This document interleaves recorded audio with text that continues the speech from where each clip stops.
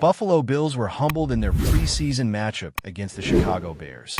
And if you thought the scoreboard told the full story, wait until you dive into the tape. A brutal 38-0 loss is ugly no matter how you look at it. But watching the all-22 coaches film reveals a lot more than just a team getting shut out. It exposes deeper issues, especially with defensive communication, execution, and the readiness of some individual players who are battling for roster spots. This is about more than just a bad day. It's a wake-up call for a lot of guys wearing blue and red who are fighting to stay on this team. Let's start with the defense, because that side of the ball was an absolute mess. From the very first snap, it was clear that these guys were not on the same page. Coverage rotations were off, communication was broken, and the cohesion that makes a defense function just wasn't there. You've got players pointing and signaling, trying to get into the right spots, but still ending up completely out of phase.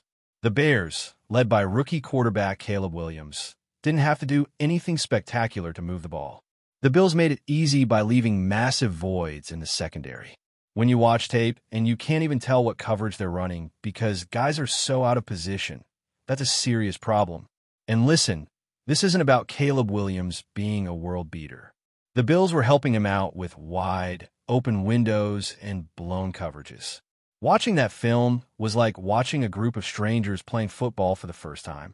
There was no rhythm, no awareness, and certainly no trust among the defensive backs. And the coaching staff knows exactly who was in the wrong, because these schemes aren't overly complex in preseason. It's basic defensive principles, and a lot of guys flat out didn't execute. That's a valuable tool for coaches to evaluate who's really ready and who's just not grasping the fundamentals of this system. Then there's the issue with crack blocks, and let me tell you, this could be a real problem if it's not cleaned up quickly. The Bears used them effectively to open up the edges in the run game, and the Bills' response was a disaster. Crack blocks are a basic offensive strategy. An outside receiver or tight end comes in and seals the edge defender, opening up a big lane outside. The defense is supposed to recognize that, make a crack call, and have someone replace the edge. The Bills just failed across the board in handling it. If that happens in the regular season, you could bet the Ravens and Dolphins, both teams who use this strategy a lot, are going to punish them early and often.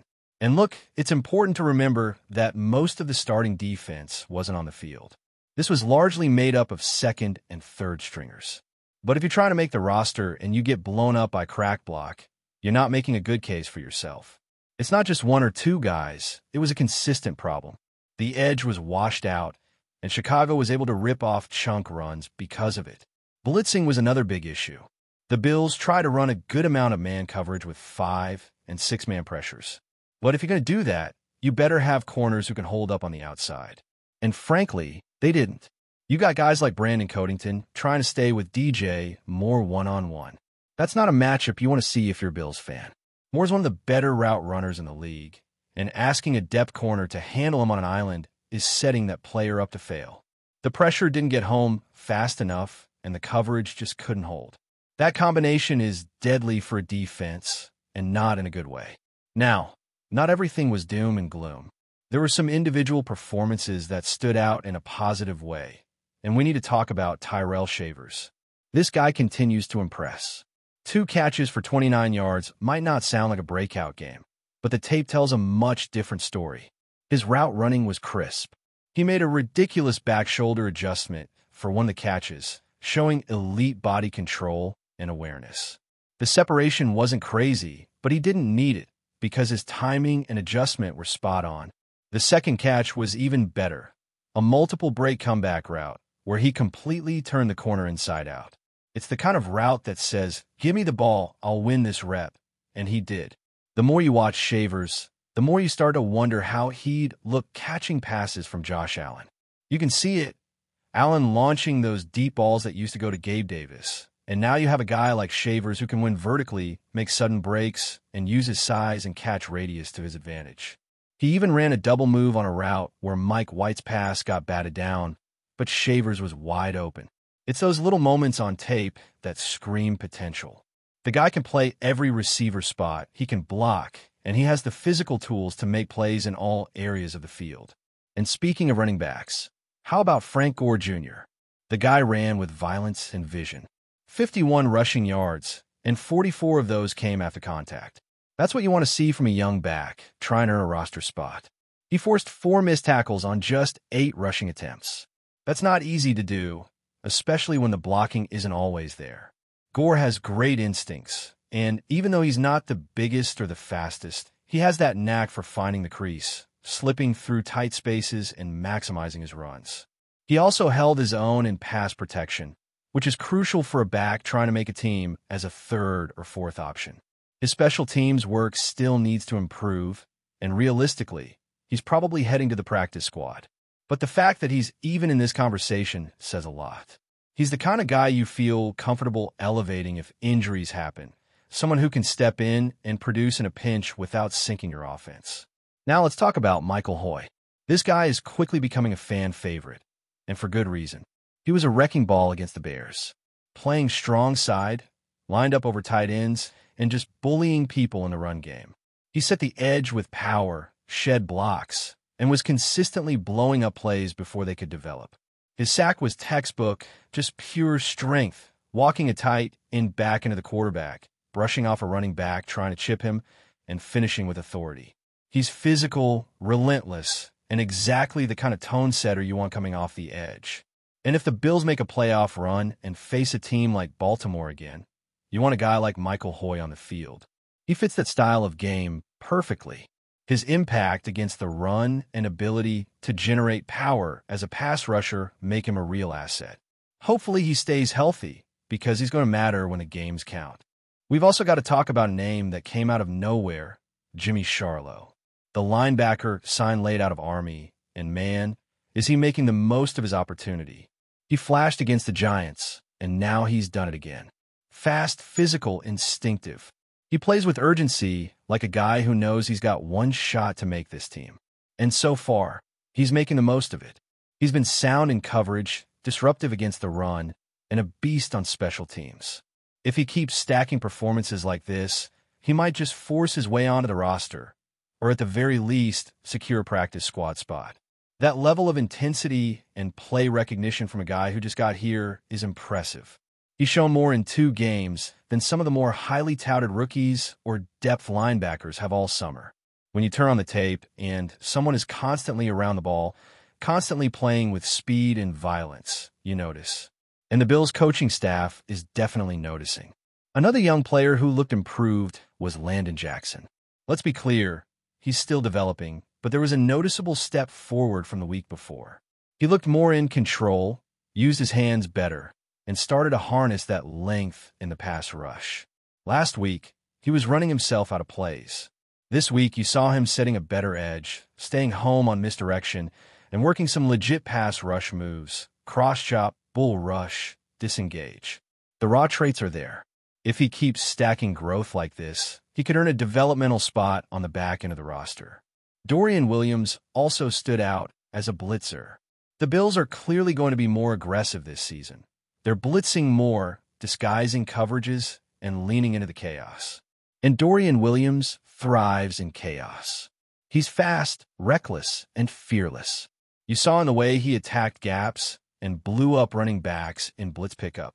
He's not going to start ahead of Milano or Bernard, but in goal line or sub packages, you could definitely see him as a weapon in specific situations. And we haven't even touched on Cole Bishop yet. He was a mixed bag, clearly shaking off the rust after barely practicing, but he showed some flashes. He flew to the ball, had some instinctive moments, but also gave up a big touchdown because of poor leverage and communication with the safety next to him. It's not great, but that's what preseason is for: getting reps, fixing mistakes, and proving you can correct issues. Bishop has the talent. Now, it's about consistency. The takeaway from all of this? The Bills' depth is still very much a work in progress. There are flashes of talent, glimpses of guys who could contribute, but there's also a lot of sloppiness, miscommunication, and inexperience that needs to be cleaned up fast. And with just one preseason game left before the real bullets start flying, the coaching staff has some tough decisions to make. Now let's dive even deeper into what the All-22 film revealed, starting with quarterback Mike White, who got the bulk of the reps in this preseason matchup. There's just no sugarcoating it. Mike White's physical limitations stand out on tape. His arm strength is average, his mobility is below average, and when things break down around him, the whole operation collapses.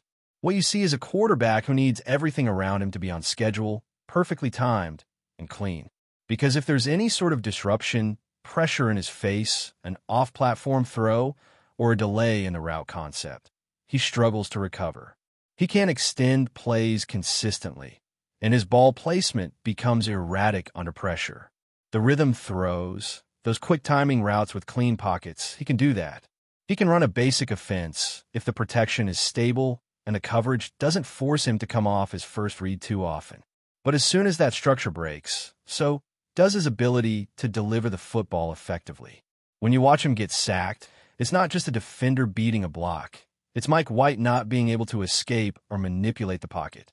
He takes some brutal sacks, and his body language when he hits the turf isn't encouraging.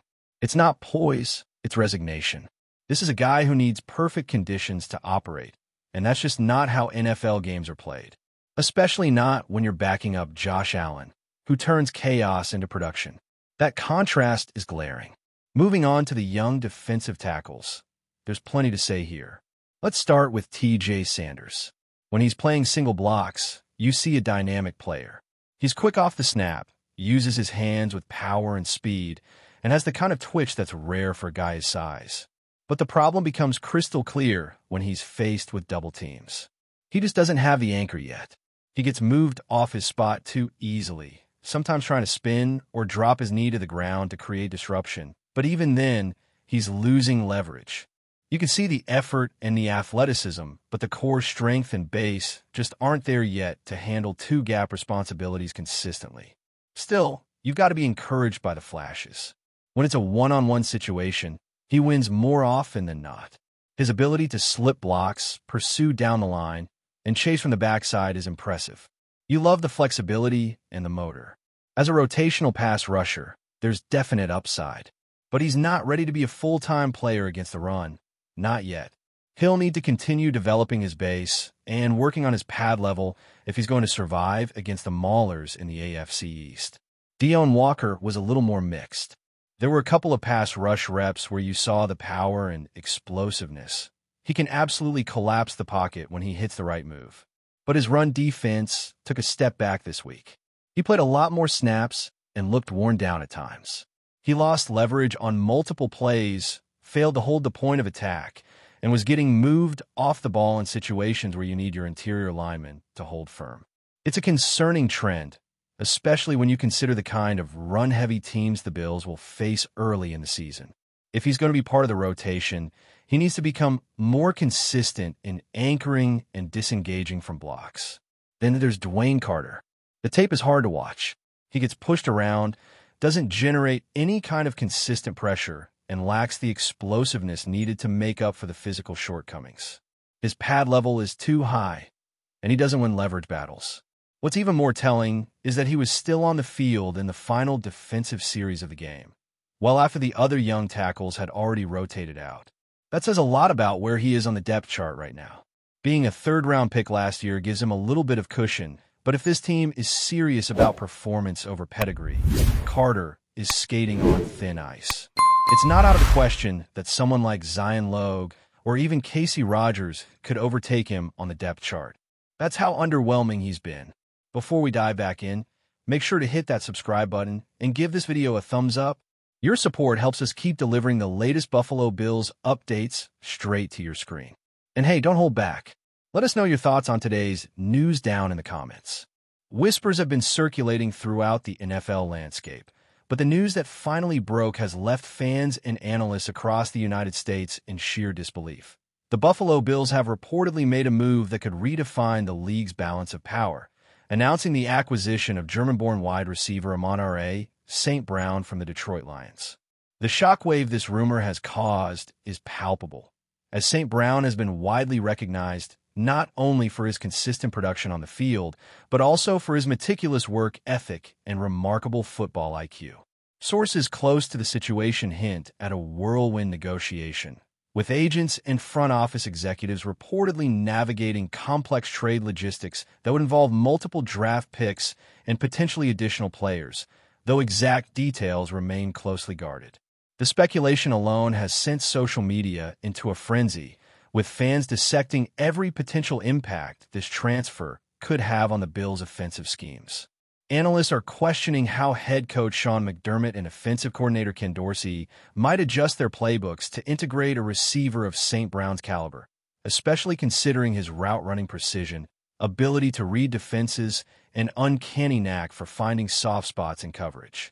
If true, this move would not only strengthen Buffalo's receiving core, but also signal the team's intentions to aggressively pursue a championship, challenging the narratives that have surrounded the franchise for years and reigniting debates among pundits regarding the best roster-building strategies in the modern NFL era. Rumors suggest that St. Brown's potential impact on the Bills extends far beyond simple statistics, as insiders claim his presence could catalyze a transformation in Buffalo's passing game.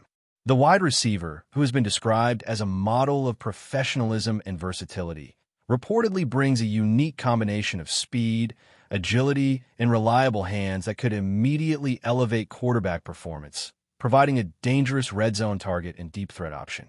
Conversations in sports media circles speculate about how his European background and early football experiences might contribute to an unusually disciplined approach to practice and game preparation, creating an intangible edge over defenders.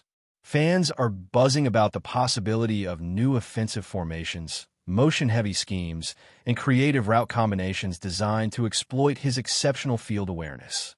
Meanwhile, the Lions' locker room is said to be in a state of quiet shock, with teammates expressing admiration for St. Brown's dedication while privately mourning the prospect of losing a player who has consistently produced under pressure. This has prompted a broader discussion among analysts about the evolving dynamics of NFL team construction, particularly the emphasis on acquiring multidimensional athletes capable of making immediate contributions, while also considering the long-term strategic consequences of trading emerging stars.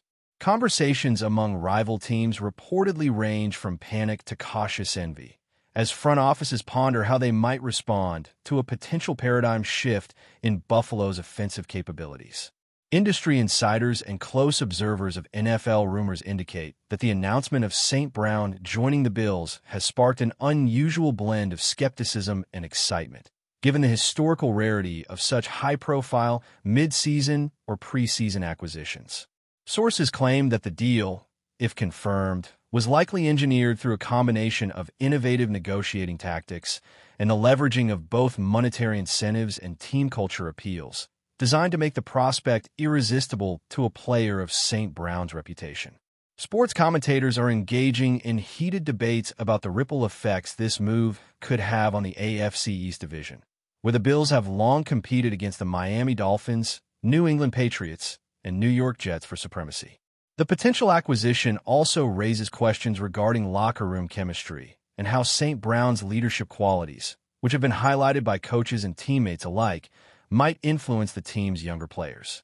Observers note that while such a high-profile acquisition is inherently risky, the potential payoff, if St. Brown replicates or exceeds his Detroit production, could propel the Bills into a new echelon of offensive efficiency and playoff dominance. Across the nation, social media platforms are teeming with mock depth charts, speculative fantasy league implications, and debates about how this rumored move could change not only Buffalo's prospects but the entire landscape of the NFL, igniting conversations that extend far beyond traditional team fandoms and into broader discussions of strategic roster management. The implications of St. Brown potentially wearing a Bills uniform have created a storm of conjecture regarding quarterback dynamics and offensive rhythm, as sources hint that his presence could transform Josh Allen's passing options in ways that rival the league's most formidable offenses. Analysts suggest that St. Brown's reputed consistency and ability to make contested catches could dramatically influence defensive game planning, forcing opponents to allocate more resources to cover him, which in turn might open up opportunities for other playmakers on the roster.